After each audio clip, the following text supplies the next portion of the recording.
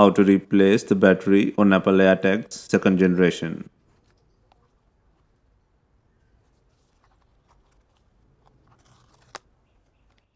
First, press down firmly on the metal cover.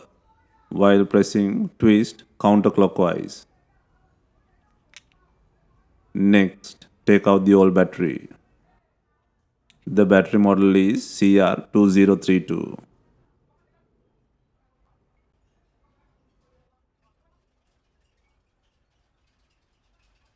Insert the new battery with the positive side facing up.